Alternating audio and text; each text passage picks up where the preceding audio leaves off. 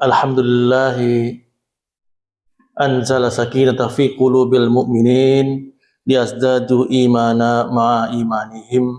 Asyhadu an la ilaha illallah wa asyhadu anna Muhammadan abduhu wa rasuluh la nabiyya wa la rasulahu ba'dah. Allahumma salli wa sallim wa barik ala sayyidina Muhammad wa ala ali sayyidina Muhammad. Bapak-bapak, Ibu, jamaah Masjid Al-Fatih yang dimuliakan Allah, alhamdulillah kita bisa bersilaturahim lagi. Sama-sama kita saling nasihat menasihati, dan pada malam hari ini kita membahas tentang setelah selesai sholat, salam, zikir, dan sekarang kita membahas beberapa hal, yaitu yang pertama adalah satu sunnah dalam sholat, yang kemudian adalah yang membatalkan sholat, dan yang ketiga adalah yang dimakruhkan. Makruh itu maksudnya adalah yang dibenci oleh Allah dan Rasulnya, atau dalam kata kita nggak pantas gitu ya. Dan kemudian yang keempat adalah yang diperbolehkan. Jadi bukan dilarang, bukan juga sunnah, juga bukan dianjurkan, tapi boleh. Contoh misalnya sedang sholat, HP di kantong bunyi. Nah ini terus bagaimana gitu ya? Nah, bolehkah membuat gerakan-gerakan ketika HP berdering dimatiin? Bukan malah halo, bukan, tapi matikan gitu ya. Maka dari itu mari kita sama-sama membahas. Nanti jika ada salah dan khilaf mohon dimaafkan. Kita buka dengan lafaz basmalah. Bismillahirrahmanirrahim. Bapak yang dimuliakan Allah, saya mengambil rujukan dari kitab Fikih Sunnah karya Sayyid Sabiq, kemudian Fikih Islam karya Sulaiman Rashid, dan buku Minhajul Muslim karya Abu Bakar Jabil Al-Jazairi.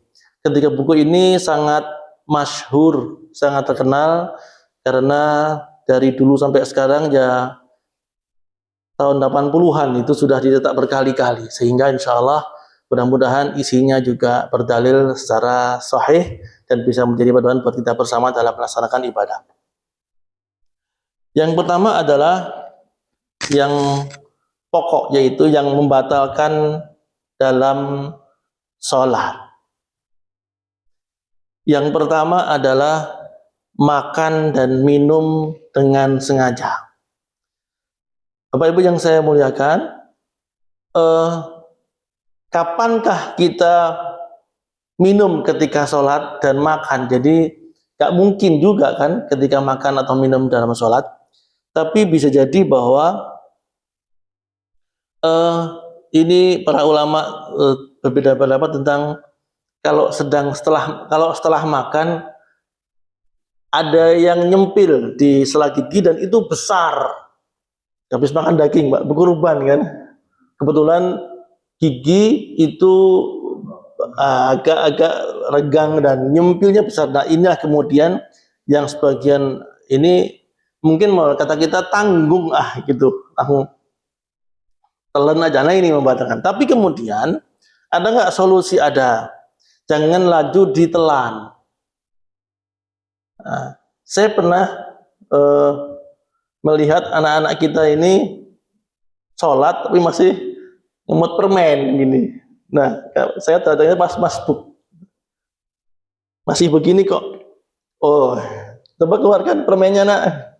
Masih, ya buang sana gitu. Nah, ini adalah hal-hal yang memang kita didik anak-anak kita dengan kedisiplinan bahwa sholat itu tidak hanya untuk agar diperhatikan orang tuanya, tapi juga dalam pengawasan Allah. Nah, ini yang sengaja dilakukan oleh anak-anak kita. Tapi kemudian yang nggak sengaja itu ketika kemudian makanan yang terselip di gigi.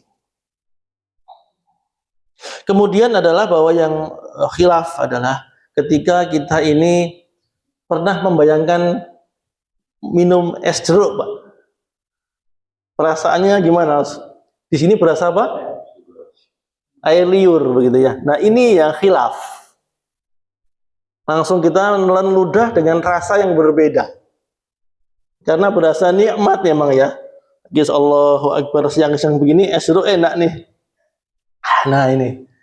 Memang ini khilaf batal dan tidak. Ini langsung sebagai minum. Walaupun ini tidak membatalkan sebagian ulama mengatakan karena ini air liur yang diperbolehkan kita telan ketika sedang puasa atau ketika sedang sholat. Tapi kan karena berasa sesuatu tadi, itulah kemudian menjadi khilaf ulama. Yang kemudian yang kedua adalah berkata-kata dengan sengaja yang bukan untuk kepentingan sholat. Gitu ya. Nah, ini yang tidak boleh. Misalnya ini ada di tanah Arab sana. Ini karena mungkin entah karena tidak tahuan atau kebodohan gitu ya. HP di kantong berdering, Pak. Kemudian diangkat, pencet sholat. Pernah lihat, Pak? Belum ya? Mungkin di sini malah nggak ada gitu ya. Nggak ada ya. Tapi itu jadi di sana. Mungkin karena apa? Asal bahasa Arab boleh lah. Nggak boleh itu. Jadi memang berkata-kata untuk hal yang tidak ada hubungan sholat itu membatalkan. Contoh ketika sedang sholat, anak kita sedang malah tidak khusyuk main-main. Nggak boleh ini, Pak. Jadi ini hal yang tidak boleh, walaupun bukan berkata-kata, tapi istilah-istilah yang memang ini tidak ada hubungan dengan sholat.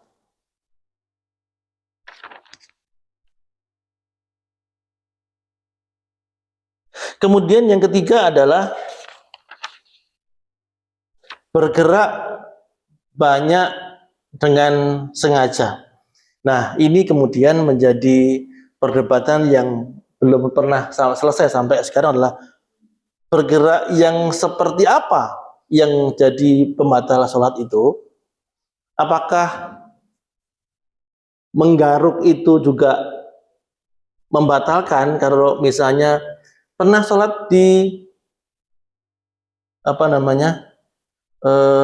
sholat maghrib lah atau isya di pantai, Bapak, itu nyamuk, Pak, kita masih pakai sweater lengan panjang itu tembus celana outbound itu pun juga tembus. La ilaha illallah. Autan itu juga gak mempan.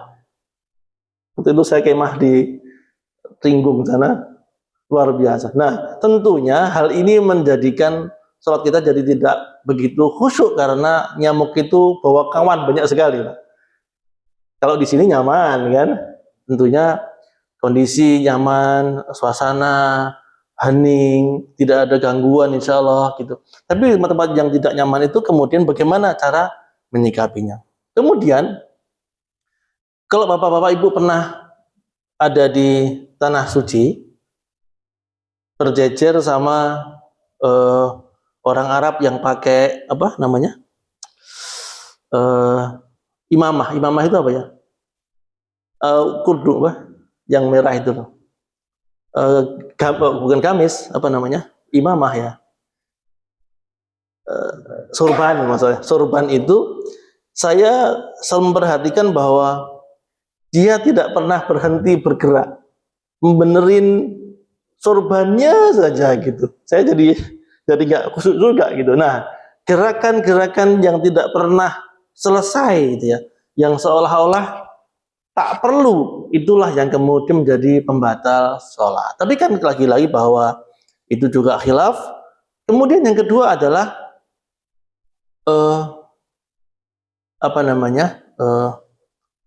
berjalan. Jadi kalau berjalan satu langkah karena soft depan itu kosong maka tidak. Tapi kalau kemudian sampai sekian langkah itu yang menjadi pembatal sholat gitu. Karena memang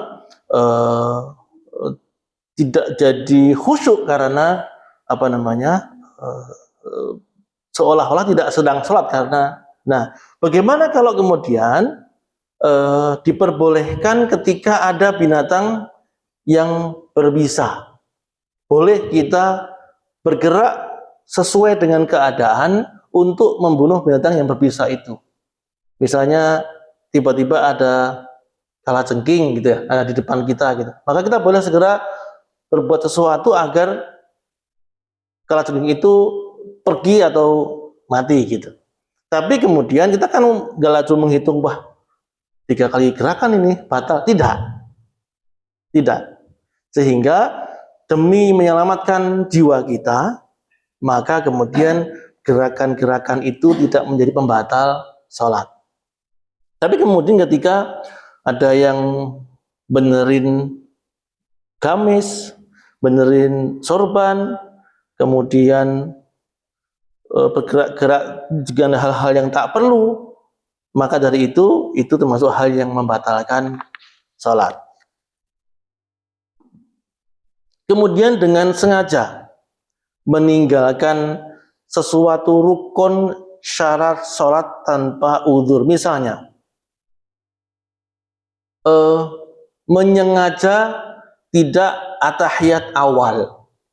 Kalau lupa nggak apa-apa, tinggal sahwi selesai.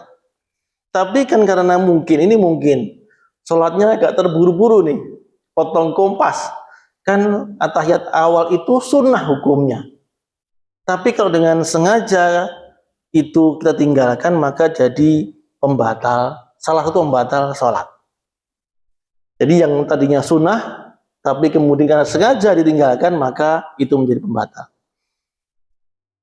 Yang kelima adalah tertawa dalam sholat.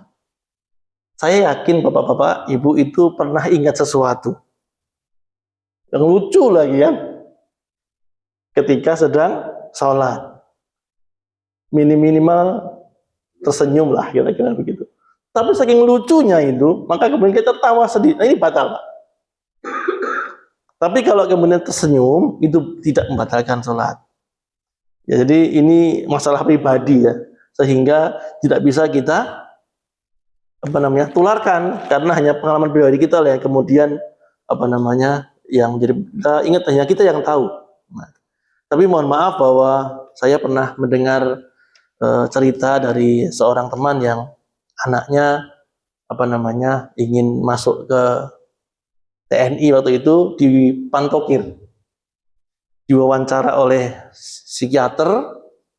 Pertanyaannya adalah begini, kalau kamu ingat sesuatu hal yang pernah kejadian terus agak-agak lucu gitu, kamu kalau ingat suka senyum-senyum atau tertawa sendiri?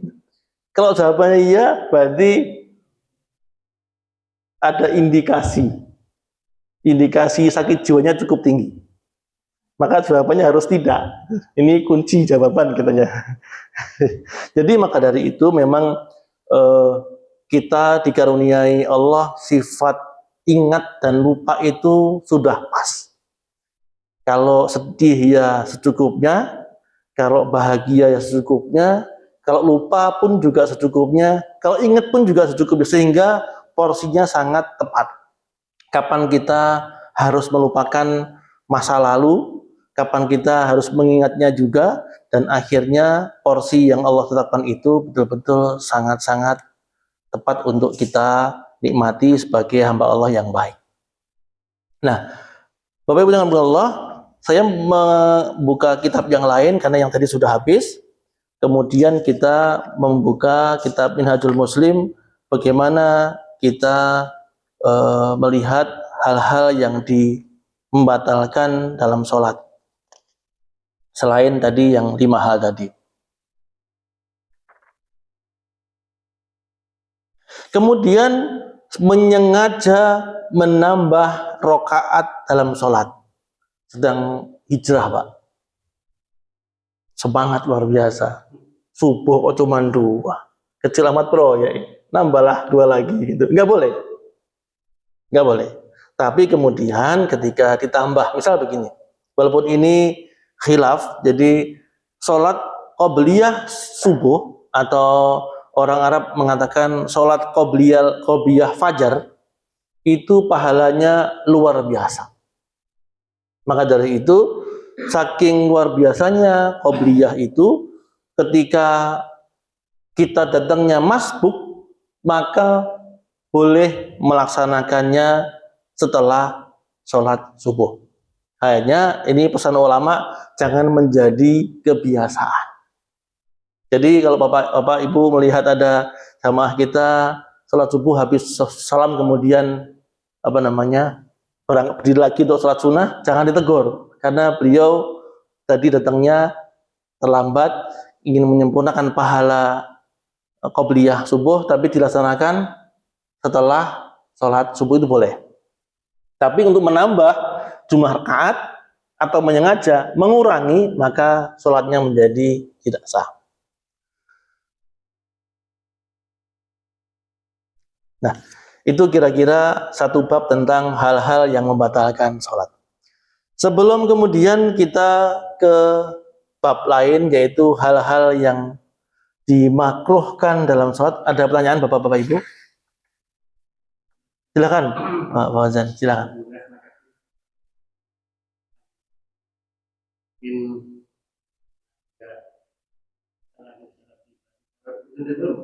Iya.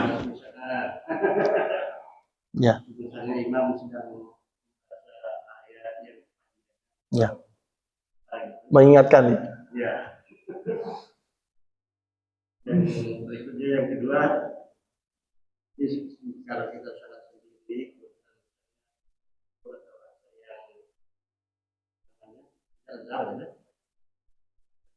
ya. Ada tamu, ya. Di salat itu kita meninggikan suara misalnya dengan ya Allah Akbar. Ya. Ya. Ya. Itu nanti masuk babnya hal-hal yang diperbolehkan dalam sholat. Jadi dalam agama kita ada yang namanya ahkamul khamsah, hal-hal hukum dasar yang 5 dalam Islam. 1 wajib, 2 haram, yang ketiga adalah sunnah, yang ketiga adalah makruh, yang kelima adalah mubah atau boleh. Nah, ini adalah hal-hal yang dibolehkan. Contoh tadi tentang mendaham. Berdaham itu bukan hal yang unik, ya biasa saja, karena mungkin betul-betul serak atau sedang batuk. Tapi kemudian ketika kita buat sebagai pertanda, nah ini yang kita jadi masalah ini. Tidak ada yang membatalkan di sini, hanya saja mungkin masuknya ke dalam bab yang berkata-kata, karena memang bukan kata-kata itu daham itu. Kalau sedang dalam kondisi salat, kondisi sakit, maka hal itu tidak mengapa. Tapi kalau menyengaja karena sesuatu hal yang di luar jangkauan kita, misalnya gini, mohon maaf, ketika Rasulullah dalam kisah yang sangat terkenal ya, Rasul itu sedang sholat sendirian di Masjid Nabawi. Datanglah Sayyidina Ali makmum di belakangnya, di sampingnya. Selesai Al-Baqarah. Ketika selesai, kata saya dalam hatinya dikatakan, insya Allah habis ini ruko. Ternyata nyambung ke dalam surah Al-Imran. Al-Imran pun juga selesai dan berharap ini ruko gitu ya. Ternyata nyambung ke surat An-Nisa gitu. Nah, dalam hal ini Sayyidina Ali tidak mungkin begitu. Ngeri juga nanti kan, kenapa pasal berlapis kan, karena imamnya Rasulullah gitu. Maka dari itu memang nasib, mohon maaf, saya tidak bisa menghukumi hal-hal yang tidak ada di buku tentang hal tadi, karena memang tidak baik. Maksudnya begini, menjadi imam dengan memanjangkan sholat, memanjangkan surat, itu ada pasalnya, Pak. Tidak boleh. Rasul mengatakan bahwa apakah engkau akan menjadikan agama ini fitnah? Dalam hal ini adalah suatu ketika Ibnu Mas'ud itu, Abdullah bin Mas'ud maksud saya, mengimami sahabat, itu suratnya panjang. Ada satu sahabat yang kemudian keluar dari barisan. Infiradi itu langsung keluar, membatalkan sholatnya. Nah, diketahui oleh sahabat yang lain dan akhirnya diadukan pada Rasulullah. Alasannya adalah karena kepanjangan suratnya. Saya nggak kuat. Nah, yang ditegur adalah imamnya, bukan makmum yang membatalkan sholat. Maka dari itu, kalau jadi imam, ya jangan panjang-panjang, maksimal 1 halaman lah. Gitu ya, sehingga makmum juga sangat mengerti dan paham serta maklum, dan kemudian menjadi mau untuk sholat sunnah, sholat berjamaah kembali. Tapi kalau sampai satu halaman bolak-balik, nah ini jadi fitnah nanti. Walaupun suaranya bagus gitu ya. Nah, kemudian ketika yang kedua tadi tentang meninggikan suara ketika sholat sirriyah gitu, boleh. Itu hal yang diperbolehkan. Jadi karena menandakan, jadi sholat sir atau sirriyah, asar dan zuhur itu memang disunnahkan untuk tidak bersuara. Tapi ketika untuk hal-hal yang dibutuhkan, boleh untuk meninggikan suara gara-gara untuk mempertanda. Demikian kira-kira Bapak. Ya Pak? Kode, Pak. Tapi itu tidak membatalkan sholat. Diperbolehkan. Bukan juga sunnah, tapi diperbolehkan. Gitu. Silakan Bapak sebutkan kalau ada hal yang perlu didiskusikan. Silakan Pak Jan. Selain baca Ya, kalau betul. kita sholatkan musim, Ya. musim langsung cerah bulan. Ya. Dua, bila kita lagi sholat, tiba ada nempel nyamuk di situ yang berkonon koplak. Iya. Iya. Iya. Iya. Iya. Termasuk ya, ini masuk hal yang diperbolehkan. Yang pertama adalah bersin atau menguap. Nah, kalau bersin itu disunahkan melafadzkan hamdalah dalam hati. Sunahkan hamdalah dalam hati. Nah, kemudian tadi yang kami ceritakan ketika di awal tentang nyamuk tadi. Di sini sangat nyaman gitu ya. Tapi kalau ketika di tempat yang terbuka, kemudian banyak nyamuk, kemudian ada lagi mungkin ada kecoak lewat gitu ya. Mungkin kita jadi isi dan spontan bergerak. Dan itu tidak mengapa. Atau menguap, disunahkan untuk menutup mulut gitu. Itu boleh. Karena gerakan itu bukan gerakan sholat, tapi diperbolehkan karena sesuatu hal yang memang diharuskan begitu. Atau spontan misalnya. Nah gitu. Atau tadi, HP tadi. Daripada berdering dan mengganggu jamaah yang lain, maka kemudian diangkat, kemudian pencet untuk close atau dimatikan begitu. Demikian kira-kira. Nah, berikutnya adalah hal tadi dilarang, sekarang yang batalkan, sekarang hal-hal yang dibolehkan. Bagi orang yang melakukan sholat, diperbolehkan melakukan hal-hal yang berikut. Pertama adalah melakukan sedikit gerakan, seperti membetulkan pakaiannya. Ya, pakaiannya misalnya tersingkap, ya, tersingkap maka untuk membetulkannya boleh gitu. Kemudian kedua adalah berdehem jika memang diperlukan. Bukan kode Pak Hasan ya. Kalau kode beda lagi ceritanya ini.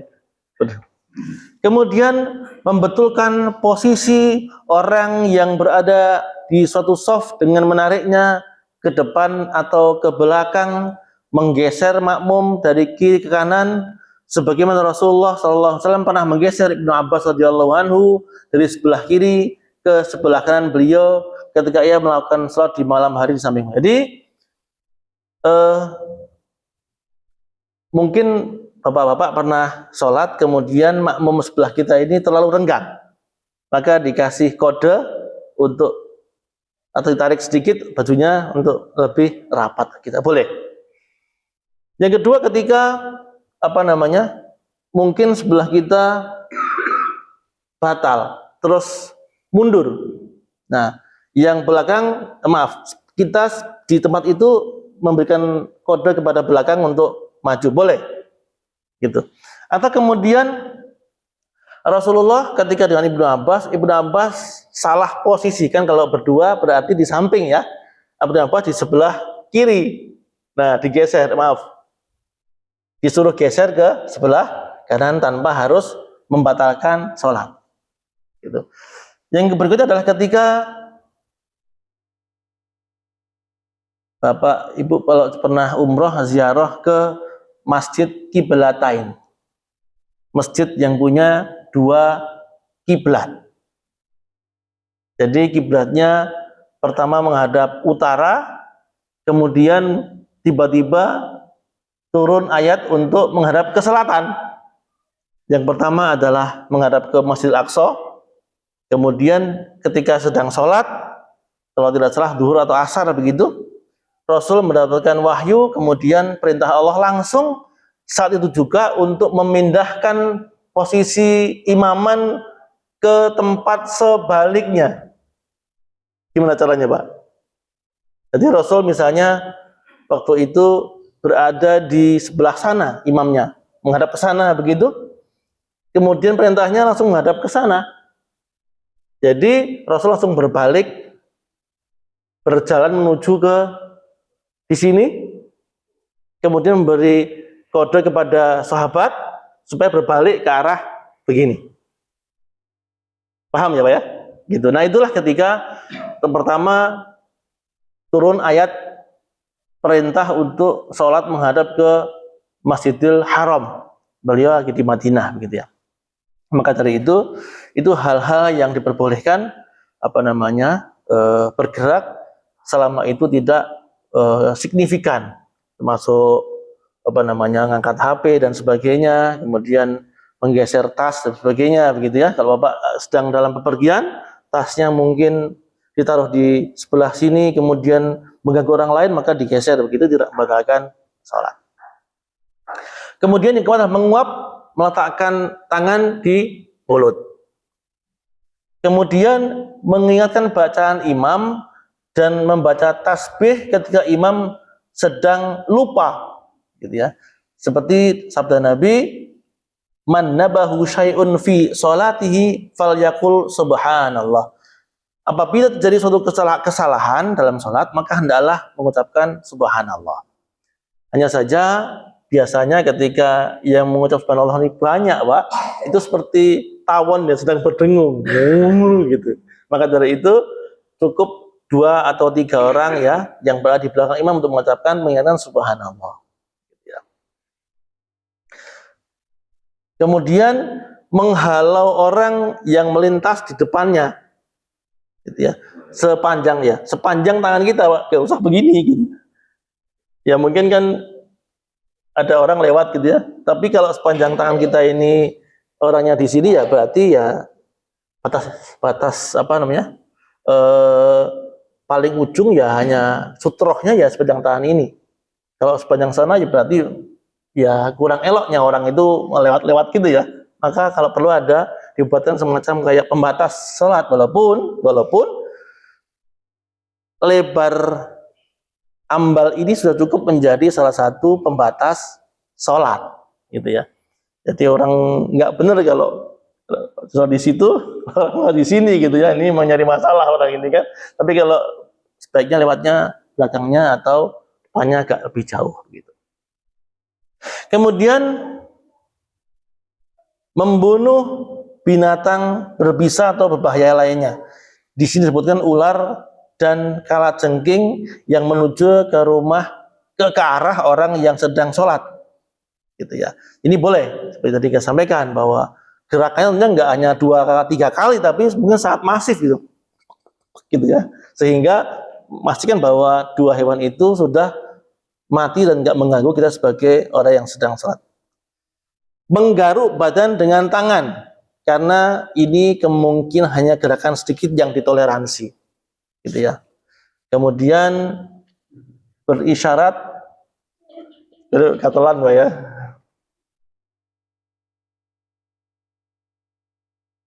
Berisyarat dengan telapak tangan kepada orang yang memberi salam kepadanya, karena Nabi SAW pernah melakukannya. Jadi ketika sedang sholat, sunnah maksud saya, sunnah gitu, ada orang salam, assalamualaikum, orang lewat, assalamualaikum, gitu ya.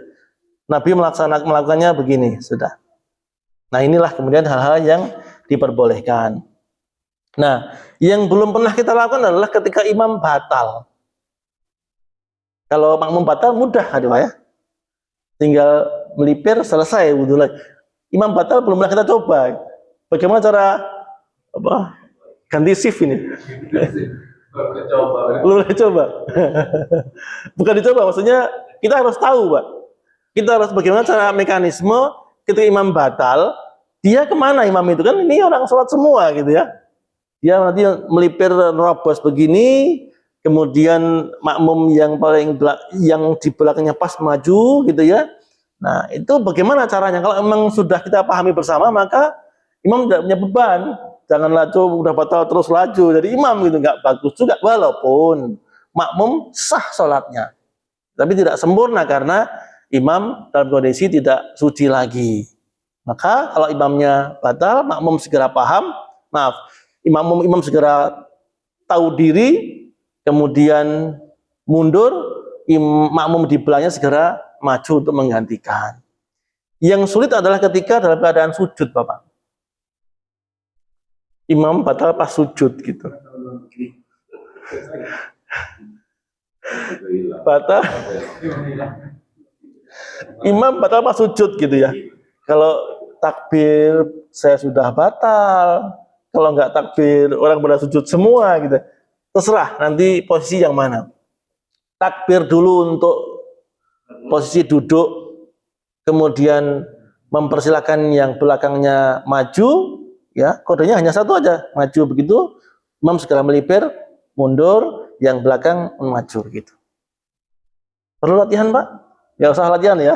Insya Allah kode-kode itu paham ya, Pak ya, gitu ya, insya Allah gitu. Sehingga dalam kondisi-kondisi yang seperti itu, makmum juga segera paham untuk segera menggantikan posisi imam untuk lebih sholat menjadi terus berjalan tanpa ada kendala. Gitu.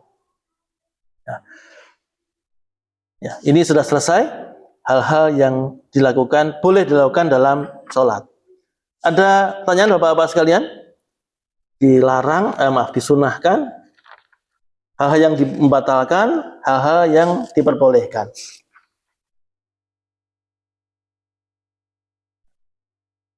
Ada pertanyaan Bapak-Bapak sekalian? Silakan Pak. Oh Pak, Ustaz. Itu kita sepakati Pak. Karena betul. Kalau melewati orang sholat kan tidak boleh. Mungkin makmum sedikit menggeser badan, mungkin begitu ya.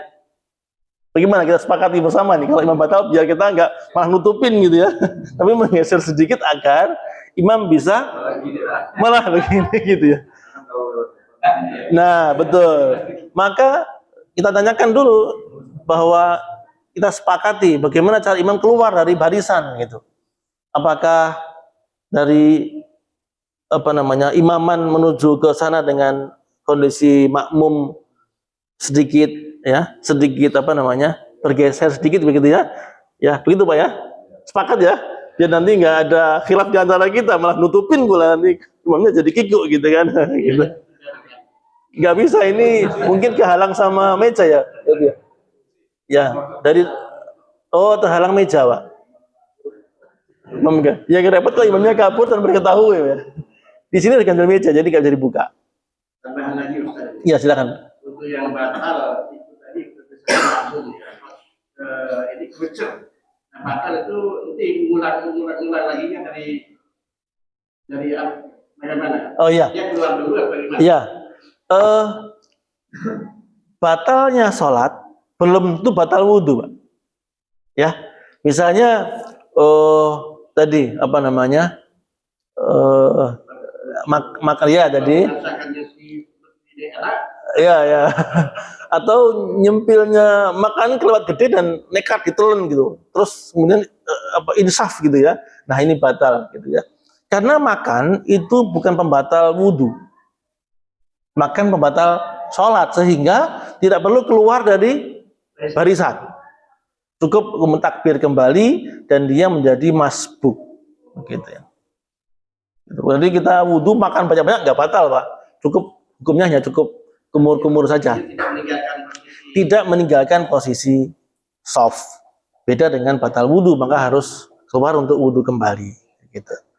Nah itu kita harus ketahui supaya dia tidak kikuk ketika dalam keadaan salat. Nah, bab ketiga ketika bahas hal-hal yang dimakruhkan dalam sholat. Yang pertama adalah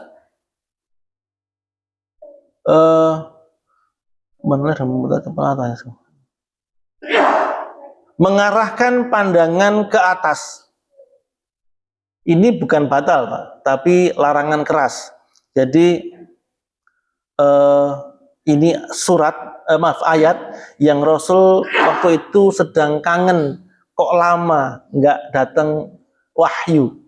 Maka beliau ketika sholat kemudian menengadahkan pandangan ke atas dan Allah tegur itu. Datanglah wahyu tentang larangan menengadahkan kepala pandang ke atas ketika sedang sholat. Ma balu aqwamin yarfa'una absarahum ila samai fi salatihim. Kenapa orang-orang itu mengangkat pandangnya ke langit ketika sedang sholat gitu ya? Nggak boleh gitu ya. Batal tidak, hanya tidak boleh, Allah melarang gitu. Yang ketiga adalah berkaca pinggang. Sholatnya mungkin lama, Pak. Bapak-bapak mungkin satu waktu kita sholat tarawihnya 1 juz 1 malam gitu ya, 1 ketiga, maka 1 rakaat sekitar 1 lembar bolak-balik gitu ya. Itu cukup melelahkan. Gitu. Nah, ini nggak boleh. Makruh hukumnya. Bukan batal, tapi tidak boleh, sangat dilarang gitu ya. Karena capek betul ya. Maka ya ditahan-tahan aja.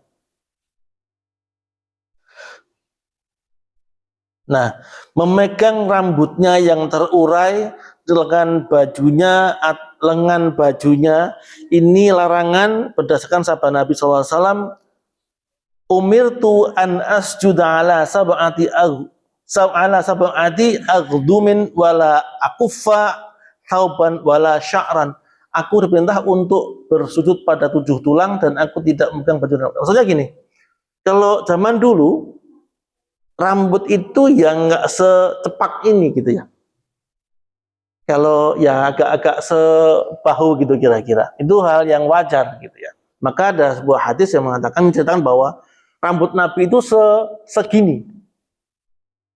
Itu sudah ya wajar gitu, tidak ada. Hanya saja bapak-bapak kalau lihat anak-anak kita yang rambutnya gondrong, ini nggak berhenti, Pak. Begini-begini aja begitu. Saya nggak tahu apa yang menjadi nggak pegang. Kok gimana Mas Lutfi? Menurut Anda gitu ya? Nggak berhenti loh begini-begini ini. Saya nggak tahu kenapa. Kalau kita yang punya rambut sih nggak ada masalah ya. Tapi bagi yang punya rambut kok kemudian nggak berhenti dalam hal.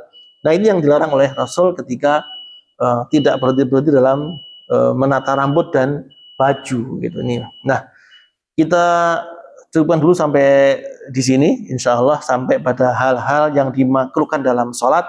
Kita sambung lagi depan insya Allah. Kita tutup dengan doa kafarat majelis. Subhanallahumma bihamdika asyhadu an la ilaha illa anta astaghfiruka wa atubu ilaik. Mohon maaf jika ada salah kata. Assalamualaikum warahmatullahi wabarakatuh.